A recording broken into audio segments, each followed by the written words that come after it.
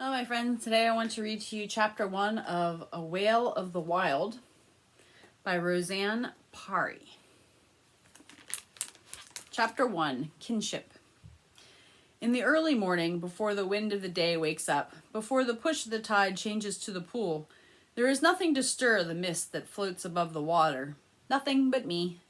My family is sleeping, all rising and breathing together after a weary night of searching for and not finding salmon. I swim beside them and roll belly up just below the surface. Each beat of my flukes makes a ring of ripples on the still water. The ripples nudge the mist. It swirls up and away from my path as if I am some giant thing, a rising tide or a storm wind. I am not so big, not yet.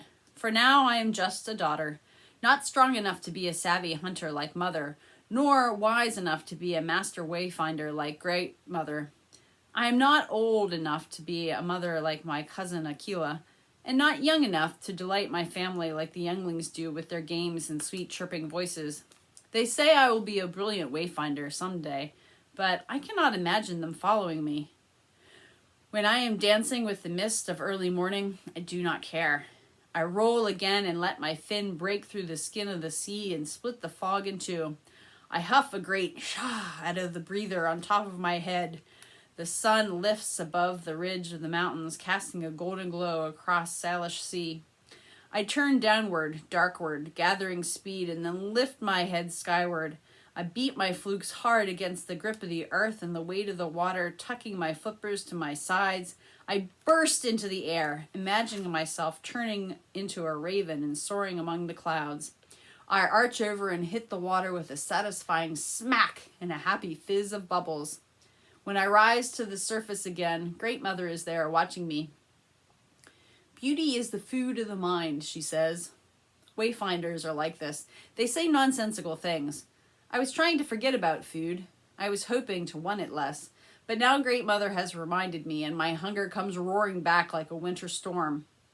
Eat a little beauty every day, my Vega, my bright star, Great Mother says. She comes over to nuzzle me. It will give you strength. That makes no sense at all, is the thing I do not say out loud. Nobody questions the wayfinder. We follow, always. But while the rest of my family is waking up, I chase the last wisps of fog and bite into them, just in case. They are nothing but a drizzle of rain on my tongue. We gather around Mother and Great Mother, shaking off sleep, ready to follow them.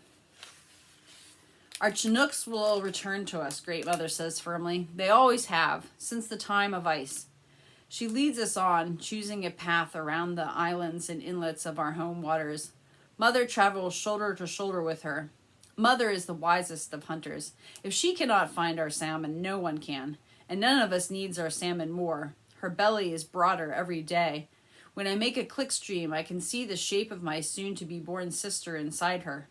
It has been a hard year, a lean year, but babies are always good luck, and she is the sister I've been waiting for my whole life. We fall into our usual places. Great Mother leads us. Mother nudges the younglings, Deneb and Altair, to the middle, where they can be well looked after. Uncle Rigel swims on one side of them, Aquila on the other. I do not have a particular spot, so I tag along behind where I can hear and see everybody, but they will not pay attention to me. We are a thing to see when we travel. One fin after another cuts through the water, rising like an ocean wave, fast and sleek and strong. Sharks head for the shadows when we come around. Eels slide further into their caves, gulls scatter, seals watch us from their resting spots with wide brown eyes. All day long, Mother sends her clickstream into shallows and under stone arches. She circles underwater rock spires and forest-covered islands looking for our salmon. We all search. The sea is full of fish, but none are big enough, meaty enough, rich enough. None are salmon. Pool changes to push. The younglings are ready to eat anything that moves. Fish, fish, fish, Altair chants while Deneb pushes out one of the spiky fellows hiding in the rocks. I have already learned my lesson about those. I am not surprised a moment later to see the youngling boys spitting out the pointy bits and finding not much to swallow. I cannot blame them. Another long day of hunting, another day of hunger. The sun is going down by the time we come to a less rocky spot with a smooth bottom. I spot a pair of eyes in the mud, blinking. I stop my bubble stream and draw in a mouthful of water. You can never tell how big a fish is from the size of the eyes. In my imagination, this one is big enough to feed us all. I squirt the water out of my mouth. It lifts the fish from the mud, and in one snap I have him. I crunch down until I hear the middle bone break. Every fish has a middle bone, and when you break it, they stop fighting. I shake off the mud and sand. It is small, barely a mouthful. I blow out a big, sad bubble and rise for breath. Deneb spies my catch first, and Altair is right behind him. Share! Share! These are the first words a baby learns. We alone among the creatures of the sea share our food. My clever Vega, Mother says, always noticing the little things. It takes a sharp eye to find a flatfish.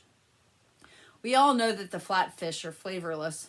Not quite as unsatisfying as eating clouds, but almost. Only a little one, I say. I offer her the first bite. She shares her half, so I do the same. The piece I'm left with is hardly worth swallowing. I wish I had given the whole thing to Mother. She needs every mouthful she can get. I look through Mother's belly to see the curled shape of my baby sister. She is growing just as she should, Mother says. I promise. It is not kind to look through someone, but I cannot stop checking on Capella. I rub my head ever so gently across the stretched skin of Mother's belly. A sister of my own, someone to love and look after, someone to swim at my side and share the work of a wayfinder. Great Mother takes us out of the shallow and silty inlet to a place where the island is steep-sided and rocky. The push is stronger here. We rest and let it carry us along. There is a cave at the waterline that I remember from the last time we came this way. I move closer, and just like the last time, there is a mother seal and her baby asleep inside. Another seal is floating just outside the cave, crunching through the skin of one of the spiny fishes without a flinch. Maybe it would not be so bad to eat a prickly one. I'm hungry enough to try. I duck under the water and send out my clickstream. I wait for the echo of my clicks to return, tilting my chin up to catch even the faintest sound.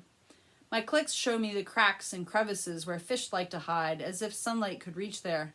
I see a few of the prickly fellows again, and then a big flash of silver. I quickly turn, clickstream again. Yes! Oh yes! Smooth sides, all speckled gray, a hooked mouth, and fast. A salmon. A silver. I surge forward and it swims towards the rocks, looking for a niche too narrow for my teeth to follow. I keep after it. It zigzags up the face of the cliff. It jumps into the air. I scrape my side on the rocks in pursuit. I can taste it already. I snap and miss. It jumps again. I gather my strength and leap. I cannot quite grab it from the air, but with a swing of my head, I knock it against the side of the cliff.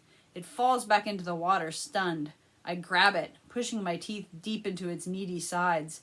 Salmon, at last. For a moment, I just hold the salmon in my teeth and breathe out round bubbles of bliss. I caught it all by myself, a silver. Not quite as mighty as our kings, our Chinooks, but food, real food. I feel that burst of oily goodness in my mouth. It is mine, all mine. I could eat it in one bite. My family is ahead, turning into the next passage between islands. They would never know I did not share it. I take a nibble. It is as rich as I remember. I lift my head out of the water and watch my family swimming all together under the stars. One after another, they breathe out a spray of air, water, and salt. Tall breaths from Mother and Great Mother, medium-sized from Aquila, who is only 20 seasons younger than me. Old Uncle Rigel has the longest breaths of all. The smallest spouts come from the younglings, my brother Deneb, and Aquila's baby Altair. They are about to move around a bend, where they will not be able to see me, even with the strongest clickstream, or hear me if I call. My heart races. I've never been alone before. I could get away with eating my entire salmon and then catch up. I could. My stomach makes a happy gurgle at the thought. And then Uncle Rigel's big fin turns, and I feel his clickstream wash over me. Mother calls my name, and then Great Mother and Aquila too. They are all hungry, every one of them. Still, they are waiting for me. In the space of one heartbeat, my greed is unthinkable. A little together is more than a feast alone. So much more. I carry my salmon to them and we share. It is not enough, not even close, but we are together, whatever the push and pull of the tides will bring.